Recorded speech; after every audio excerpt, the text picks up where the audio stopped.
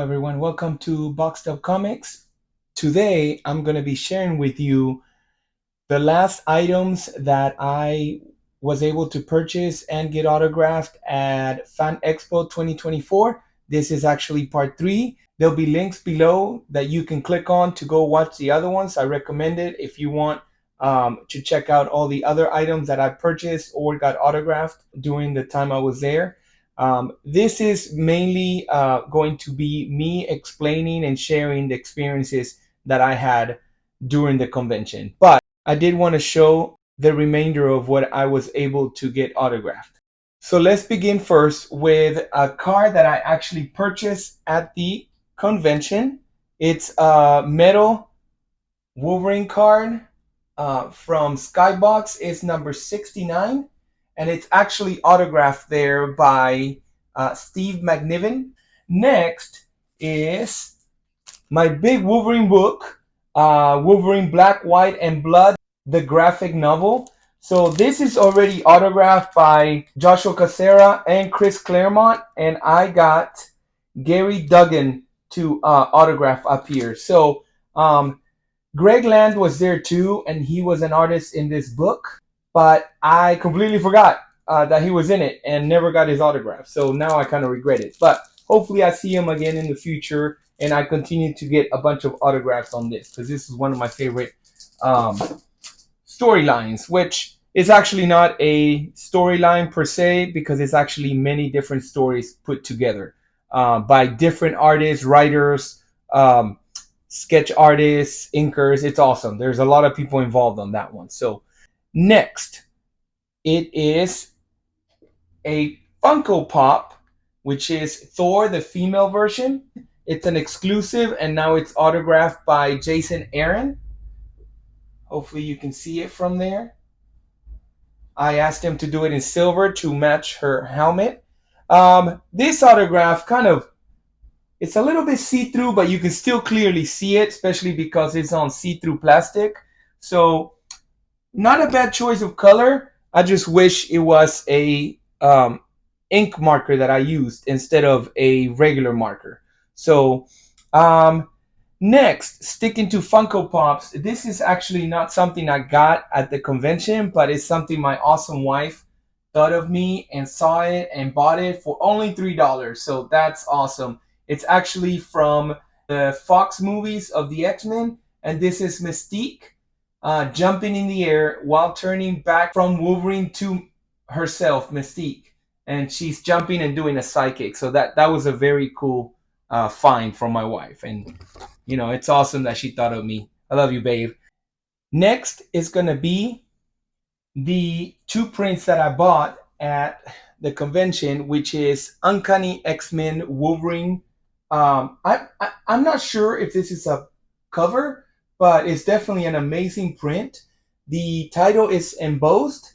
It's a David Finch art piece, and it's Wolverine standing amongst the remains of a bunch of Sentinels. So this is an awesome cover.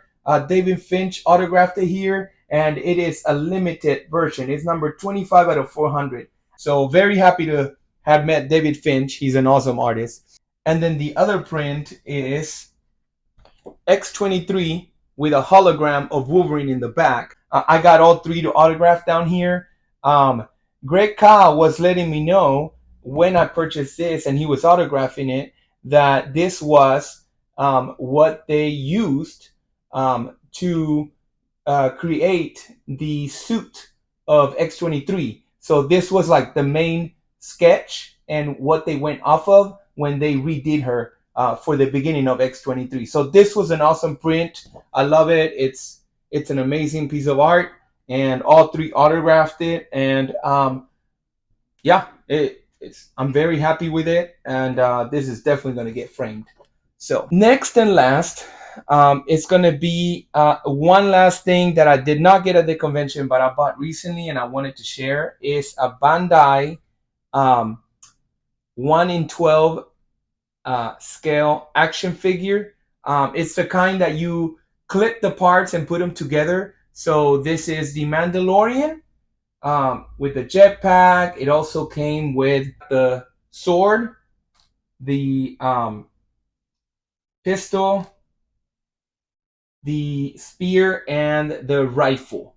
I wanted to share it because that was a very cool find, and I got it for 12 bucks at Hobby Lobby. So, very cool find. Glad I got it. And that is it for the items that I got.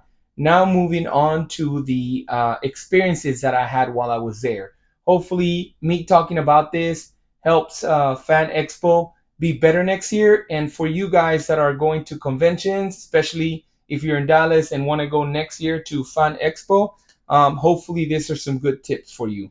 Paint pens. There are two types: oil paint pens and water based paint pens. So oil based is supposed to take longer to dry. Water based paint pens are supposed to take less time to dry. I haven't been able to do the test, so don't quote me on this. It's just from what I read out there and the research that I've done. I do love Posca paint pens. These are some old ones. The brand is Aroic paint pens, oil based.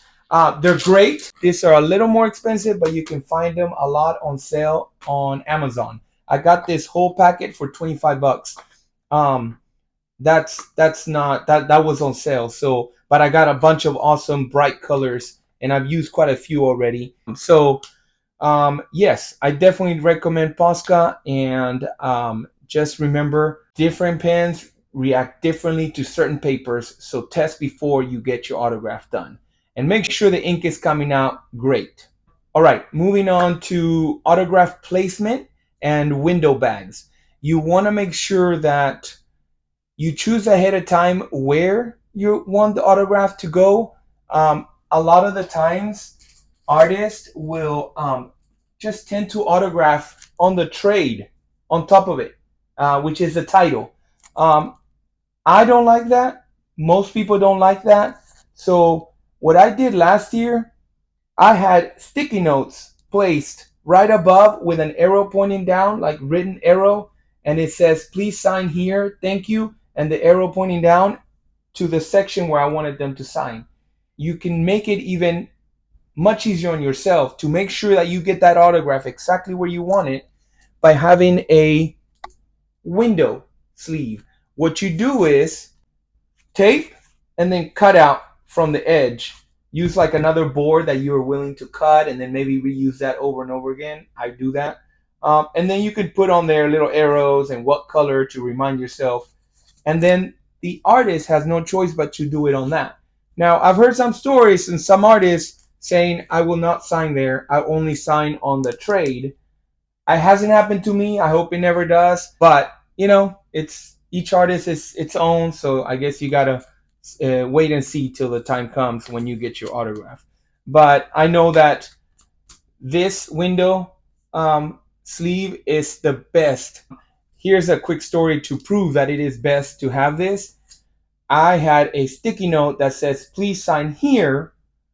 And the artist looked at the sticky note and went all the way up to here to autograph on top of the actual character that was there. It almost autographed on top of the face, so it almost was a bad signature. Luckily, it was just on the hair, but still, come on. Like, there was, a sticky note there. All right. Next, the lines and the wait times at this convention. So the lines were not so bad. Wait time was between 30 to 40 minutes on the long lines. Some didn't have any lines at all. Some had only 3 to 5 people, waiting. So not bad at all. But the only problem, and this is for Fan Expo, hopefully they listen. I'm sure other people are talking about it. The comic book artist alley area, the lines were just mashing into each other. There wasn't enough room. There weren't no placement for excessive lines. Overall, it wasn't a bad experience. Just wasn't great. So next, staff. Staff was everywhere, but I've heard some rumors of some rudeness, some yelling. I didn't witness that. The only thing I witnessed was looking for the Frank Miller autograph sign in the morning as soon as I walk in so that I could be as far up in the line as possible. Well, I could not find it. And that's no one's fault because it's a one-time signing. It's not like they've been there all, Frank Miller has been there all weekend. The problem was when I went to the celebrity information booth. This is the booth that if you have any questions, they should have the answer of placement of celebrities, times, and things like that. I went to the booth and I asked them, hey, I paid for my autograph. I just need to go line up. Where is Frank Miller at? They had no clue. They had no information. They looked up on the map, which is the same map I have. They couldn't find it on there, and they told me I just have to go look for it myself. What's the point of having a booth at that point? So I know maybe it's the one thing they didn't know. Maybe they knew everything else, but still, I mean, that's the whole point. That's the one time I needed help from them, and it didn't happen. So, and to be told, good luck, go find it yourself. That's kind of a stinker. But overall, I went down 2 aisles and I found it right away, and it wasn't a bad experience. I got Frank Miller autographs. He was awesome. So overall, I'm happy.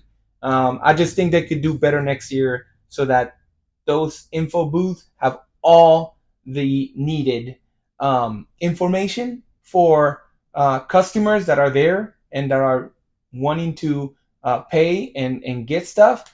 Not only that, if they don't have the information, they should have a walkie-talkie that they can ask to someone that's fully in charge and knows everything. So hopefully they do better next year. That's all on staff. The last thing is going to be artists and vendors. Artists were great this year. We had some top of the line artists. Fan Expo usually does really good at it. I think organization wise, back to the lines, they could have done better. I felt bad for some artists that the long lines were blocking them, and people were actually trying to get to those artists and they couldn't. Obviously, at the end of everything they would get through, but it just felt like such an inconvenience, and especially for artists that are hoping that as people walk through they get attracted to the prints and so on and they go ask questions. Well, no one will if there's a line of 8 people in front and completely blocking. So that should be organized a little better next time. And then also vendors. I think vendors were great.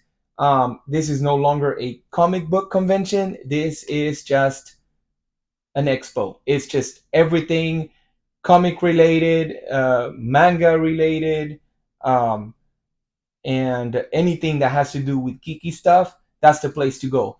I still love the place. I wish they had more comic book vendors. They probably had about 10 to 50% of the vendors being comic book vendors, and meaning they actually sell comic books, not grading comics like CGC or CBCS or things like that. Authentication of, no, and I'm not counting those. Like actual comic book sellers and big ones too. Not you have 2 boxes and then a bunch of Funko Pops.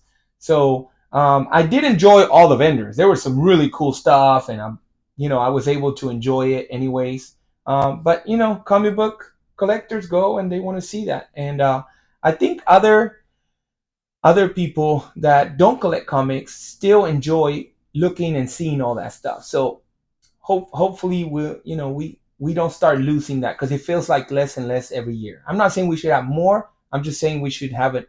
They should do an effort to make sure we keep the comic vendors.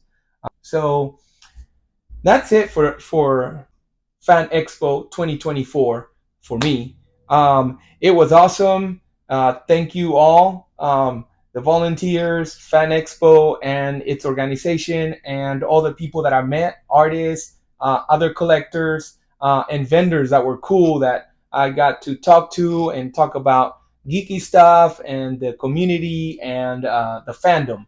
So it was an amazing experience. Thank you so much. Thank you for watching my videos. Go check out the other two if you want to check out the cool stuff that I got autographed and bought. Lastly, if you like the video, click like, and I'll see you on the next one.